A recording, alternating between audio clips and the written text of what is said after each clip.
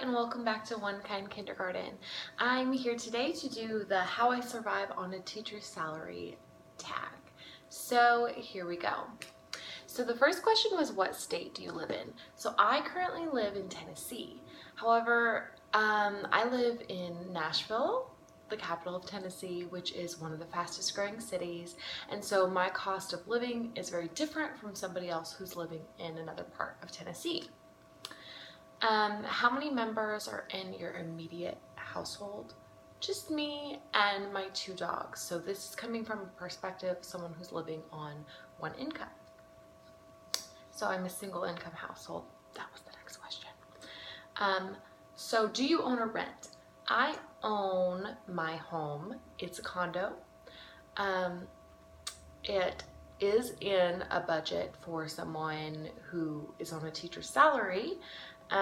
However, buying this home was incredibly difficult. There's almost nothing in this type of budget, which is under $100,000. I was kind of looking in that range.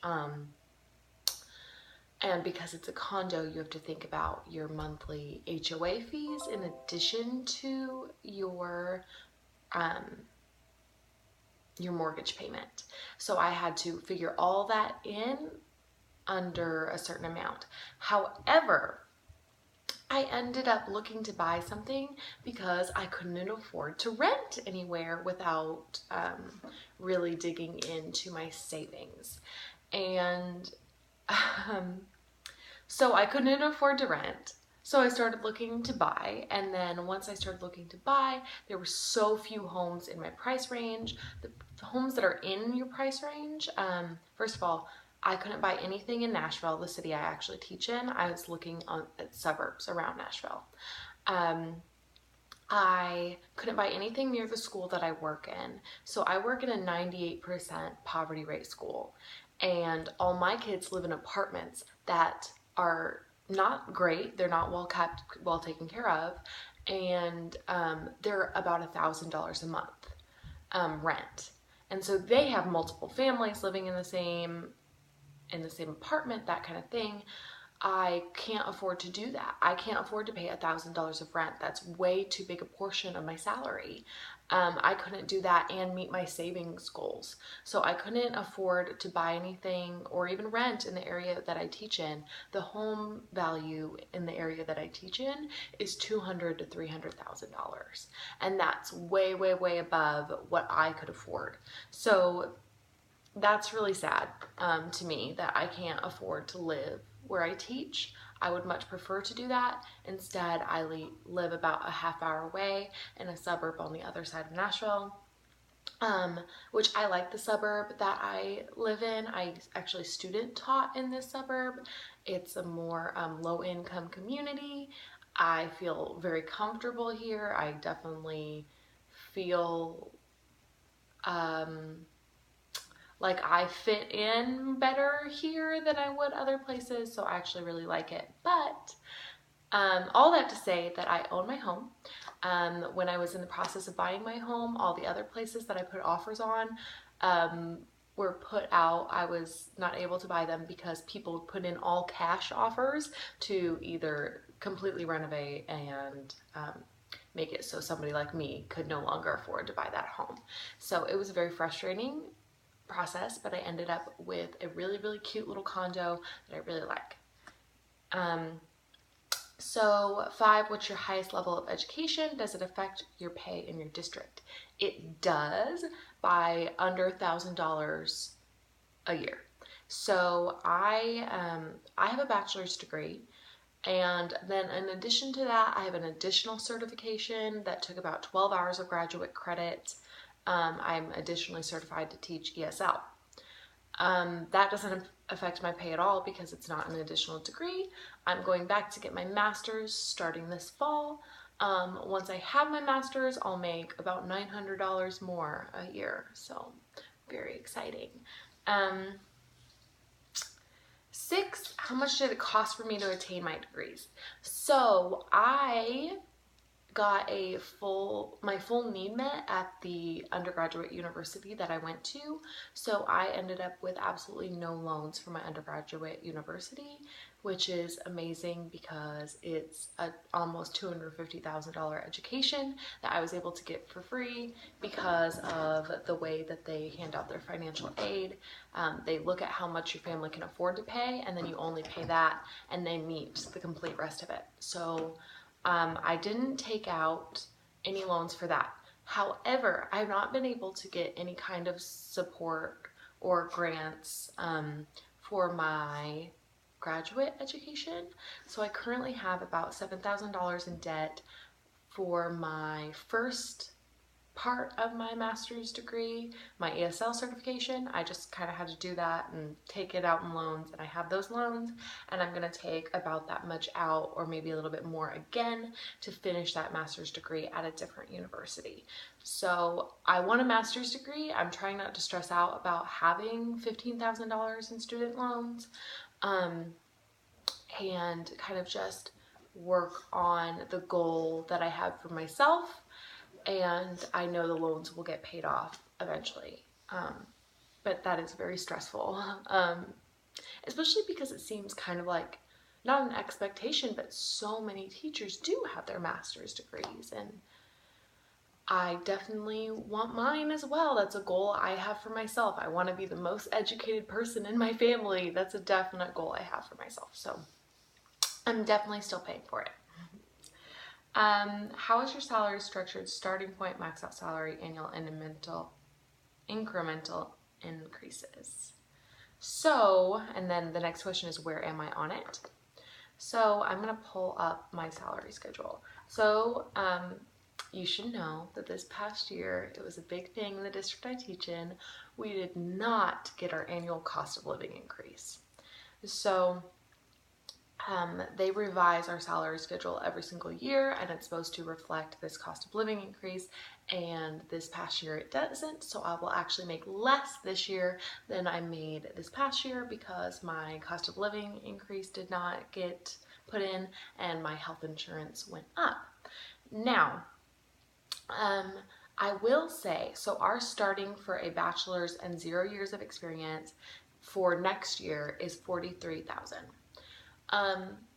I know that's a higher starting rate than most places, but if you think about that and you think about the cost of living here, everything in Nashville is more expensive than anywhere else I've ever lived. Food at the grocery store is measurably more expensive, and you still, even if you're making $43,000 a year, you still can't afford to rent or buy anything here without spending 50% of your income, which is what people end up doing to live here. Anyways, so it maxes out, let me see. It maxes out at 25 years of experience and $58,000 for a bachelor's degree. There's different salary schedules for master's, master's plus, your EDS, and your doctorate. And then it goes by years of experience, maxing out at 25 years of experience. I'm currently on, this is my second year, so I'm on I just completed my second year, so I'm on step 2, so I make $44,000 this year. Let's see. Do you supplement your income in any way? I sell some things on TPT. I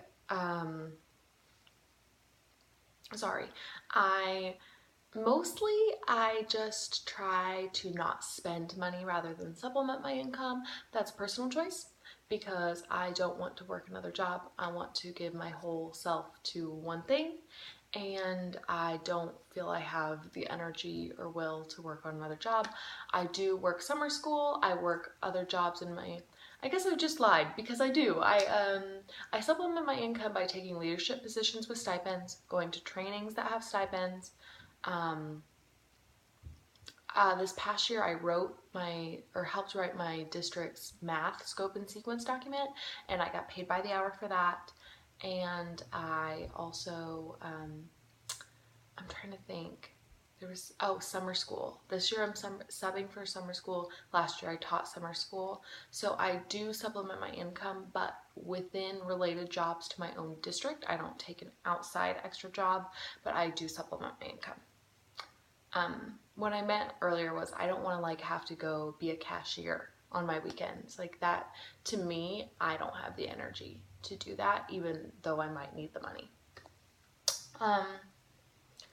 How much does your district give you for supplies at the beginning of the year? Do they provide basic supplies throughout the year?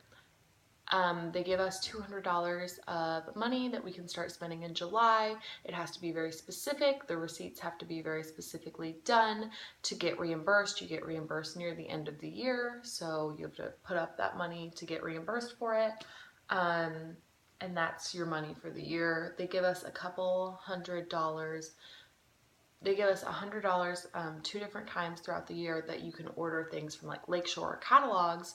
So, but that comes later on. So at the beginning of the year, it's that $200. Do they give us basic supplies? No. No. There's a nonprofit here that teachers can go shopping in. So you can get a limited number of supplies there, which is nice. But no, our school does not provide basics like pencils and crowns and whatever. So. Do you have any additional deductions taken from your paycheck, retirement, union dues, etc.? Yes, tons, to the point where about 33% of my paycheck is gone before I even, is that right? 33%? Yeah, of my paycheck is gone before it even gets to me, so. Do you feel your current salary is enough for you to make ends meet and live comfortably? Now, here's the thing. Yes, I do. But I think that's pretty specific to me. So I grew up a certain way, where we were very, very conservative with our money. I've definitely taken that to a new level as an adult. So I have enough money to pay my bills. I have enough money that I make my payments on things. I have enough money that I can afford simple subscriptions. Like I have a Netflix subscription and Spotify and all these things that I never thought I would have as a kid. So I think that ends meet, absolutely. Now to live comfortably, I don't think that everyone would agree with that I live comfortably. I don't go out to eat. I don't buy new clothes. I don't have memberships to anything. I don't take classes or have a lot of like hobbies that cost money. I don't buy myself new furniture. There's so many things that I just can't spend money on because I don't have the money to spend. I don't drive a new car. I don't make a car payment. I don't pay for my cell phone. That is something that my parents pay for, which is sad as a full-grown adult that I still have a bill paid for by my parents. But that's something that they've chosen to give me as a birthday gift for the past 2 years and say, you know, we'll continue to have you on our cell phone plan because it's cheaper for me to be on their family plan than for me to go and get my other plan anyways. So, I don't know about comfortably. I live and I make ends meet and I don't feel I live paycheck to paycheck.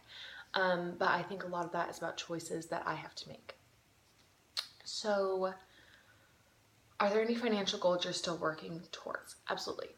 So again, part of how I survive on my salary is I am very, very specific and I log every single purchase I ever make into a spreadsheet. And I also have a spreadsheet that then helps me save money towards goals. So my first and foremost goal was I wanted an emergency fund that was equivalent to about 6 months of salary so that I could get by for 6 months if I lost my job. I want to replace the flooring in my home that was part of what was wrong with this house when I bought it, is the tile was not properly installed. I want the same flooring throughout the whole house. That's something I'm saving for. Eventually, I want a new car, and I can't really afford a car payment.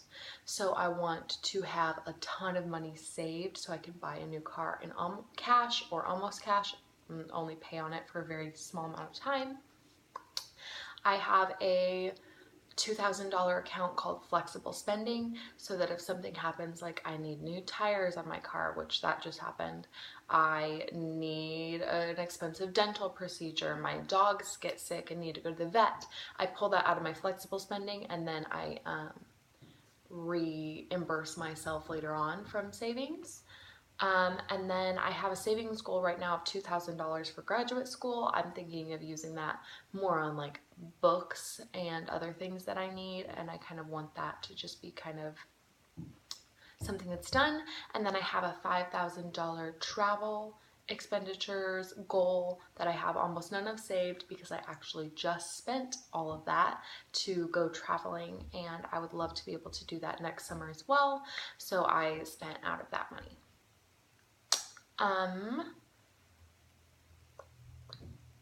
What is next?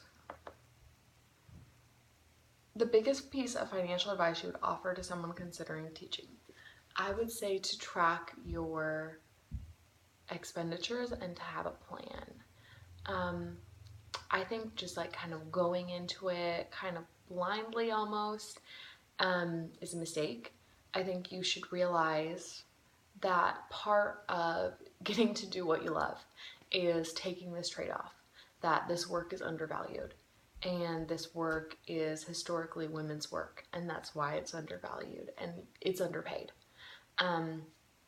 So I think that you should create a plan. And so, like I said, I track everything on this Google spreadsheet. Before I even started my teaching career, I made a very basic spreadsheet, and what I put in it was how much I could afford to pay for my home per month, how much my car insurance would be, and if you live in an area like I do, your car insurance is going to be very expensive, especially in your first few years before you turn 25. An estimation for your electric bill, estimation for your internet, subscriptions, if you're going to do HP Instant Ink, if you're going to do Netflix, if you're going to do Spotify, put that in there. Loan payments, what's your minimum payment on your student loans? You have to account for that. Groceries, a single person in my area pays about $250 a month. I put that in there. Gas, like I said, I live 30 minutes away from my school. I have to budget myself $120-ish every month for gas, and I drive a car that gets good gas mileage, but because of the area I live in, I commute to everywhere that I go. It's not walkable, so I have a big gas budget. A spending budget for other things, like if you need, like my first year I didn't have a full closet of clothes that I could wear to be a teacher, so I had to create that. And then savings. You should be saving 20% of your income. And the first thing you should do is work on that. I'm sorry, I'm losing the names of things. You should work on that emergency fund first in case the worst were to happen and you would lose your job, or you were not able to work anymore because of an accident or something. That's the most important thing to do first, and then you can work on your other goals. You should also sign up for the retirement plan, put in the maximum amount that your district will match, so you're getting the maximum out of your retirement account right from the beginning. So anyways, there's lots of things that you should do, but I think that tracking it and having that zero-based budget, so anything that you don't spend, you're putting towards a goal, putting towards saving in some way, I think that's extremely important. So overall, I think that it's doable. I mean, I'm doing it and I don't feel like I'm living in poverty, because I'm definitely not.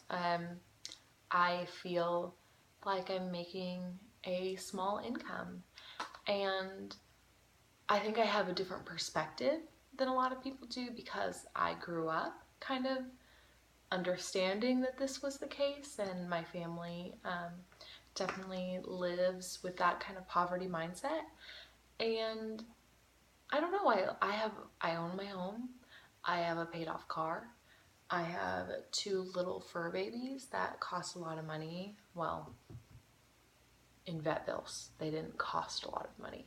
But I like my life. I don't wish for myself that this is always my life, but if I were to remain single for the rest of my career, I understand that it would be. So overall, those are kind of my pieces of advice. I think it's important to be a realist about this kind of stuff, and I think it's important to have your goals kind of set. So I hope that you have listened to me ramble. No, I hope you have enjoyed listening to me ramble about financial things for 20 minutes, and thank you so much for watching. Bye.